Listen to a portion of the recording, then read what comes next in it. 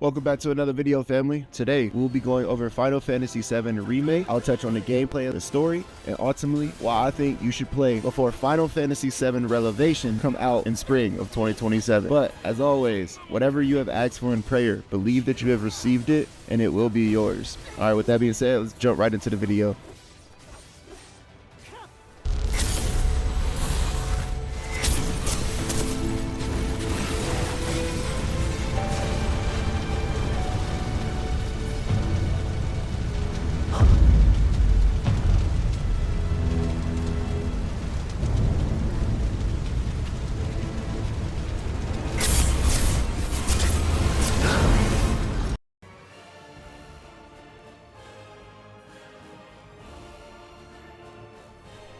Alright, with the story, this really is the beginning of a trilogy, so there's tons to get into with this one before you jump into the new one in 2027. If you like watching things in chronological order, Final Fantasy Remake is the start of their journey. I don't want to spoil too much of the story for you, but the world is stealing all of the planet's energy, and you guys are a so-called terrorist group that needs to be stopped. It's filled with a lot of propaganda, manipulation of the people, and how having the elites in control could be bad. Cloud and his allies go through and try to stop the people in control from making the world pretty much a worse place than it already is. There's more to the story added in throughout as you play, but that's pretty much the main concept of the story.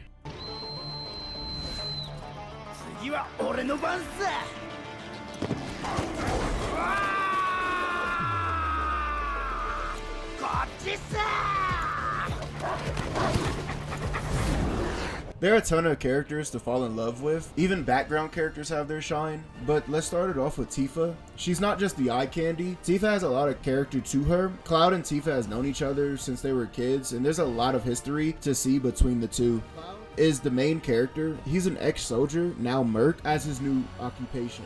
Money is his motivation, but there's a nice guy under the merc act. Tifa sees he's changed a lot, but hangs on to the Cloud she once knew. There's a great story between those two if you like character building and understanding the history between characters within a game. Now moving on to the Turks. These guys are like the hitman of the game, so if you're tired of fighting monsters and giant robots, these guys come in and changes the whole game. These 1v1s are packed with fun and excitement with movesets that'll keep you on your toes. There's also a guy that looks like Andrew Tate. Use that information how you will. One of the first epic battles that you will find in this game is the motorcycle guy. This guy is the first look at what this game has to offer in action-wise. Definition of a cool fight scene. In my opinion, great personality. If you like anime, you'll enjoy this charismatic character. He's all over the place, bouncing off of walls, extraordinary personality, all the anime tropes that you can get in one character.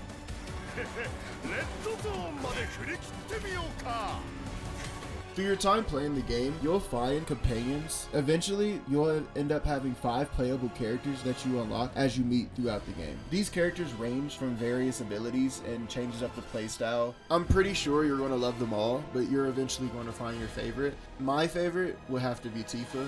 She just put hands on people. That's just what I like to do.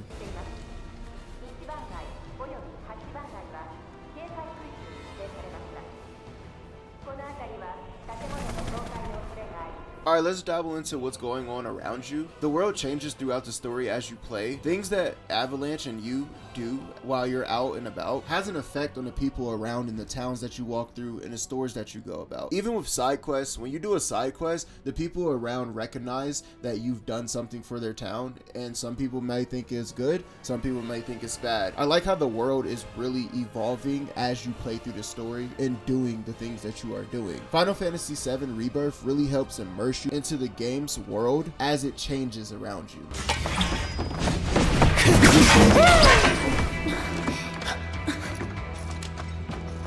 Strategy is a key factor to stay alive in this game. You have a lot of things at your disposal to control the battle, but you also have to pay close attention to what your enemy is doing. Come prepared before you initiate a fight, taking potions, materia, the right weapons, and even grenades. I'm serious, you do not want to start a fight without the proper things to help you. This game can get difficult at times. You need to strategize with your movement, positioning, spells, and also keeping your people alive. You can change between the characters in your party at the time. Certain characters characters have different aspects and can bring different things to the table. Make sure that your materia put on the right people. If you, for say, have a tank as one of your characters, make sure they have all of the healing items that you can utilize throughout that battle. Combat is really fast. Things can happen quickly. You just have to be on point and stay in control the whole time using your own strategy. You can mash, but mashing most of the time is not going to get you there. All of your resources should be utilized throughout the whole fight. With that being said, this game works on a really fast combat style. You can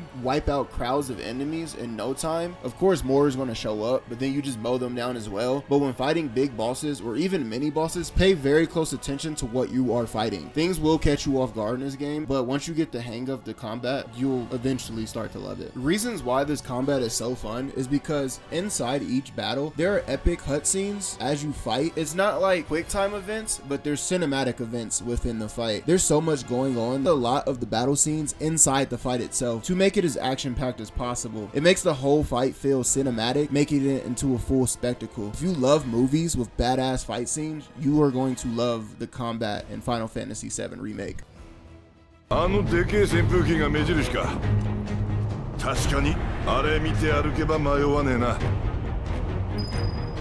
Now with this game, the fights are amazing, but even with the exploration in this game, there are tons of things to find. There are things in hidden corners, there are things in high places. The amount of items you can find is really abundant. This game is very linear, but they hide things all over. It is worth the search and extra time to try to figure out how to get over there or how to receive a box with glowing items. As you explore and run into plenty areas, there are plenty of fights, but if you don't want to just swing big sword, just a swing big sword, you can get something out of it. Access monsters is an ability in the game that lets you identify each enemy within the game, so you can gather information on each enemy type, like what their weakness is, what staggers them the most, and what they actually do to hinder your process as well. It's pretty much a system in the game that logs each enemy's information to help you defeat them faster. Now, you'll still have to execute, but knowing the information on the enemy is better than not. It helps you with quest progression with this robot that helps you create better materia and more items that helps you in your battles. It's a good time to talk about the graphics. The graphics in this game really surprised me, and they really hold up for a 6-year-old game. There's beautiful landmarks and sightseeings within the game. All the character models look amazing, from the main characters to even the background characters. When you take a second and look at what's all around you, it really shows how great this game truly is. When the devs were making this game, they put a lot of care into the process of the world that they were building, and I respect that.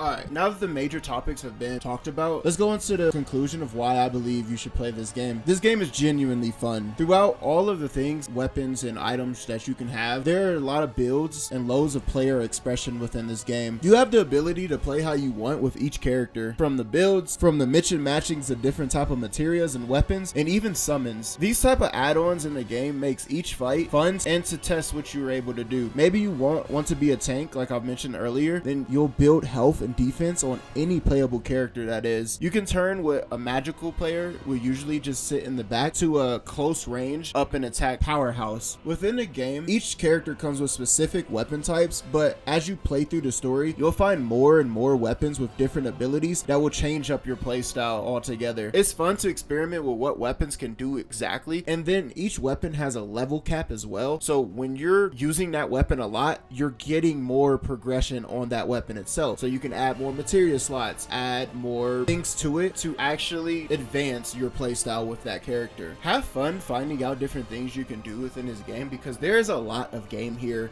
If you're interested, you'll love the fact that there are 18 chapters within this game. There is a lot to fall in love with. I'd say it's about 45 hours if you push through with no side quests and just hit the main story, but if you want to be a completionist, it's about a 60-hour game to 100% it. To end this video, this game has a lot of things packed inside of it. I'm sure that you'll enjoy what Square Enix has made and properly get you prepared for the final completion of the story in spring of 2027 when Final Fantasy Revelations come out. With that all being said, this ends another Why Play Final Fantasy VII Remake edition. Thank you for watching, and always, God is with you.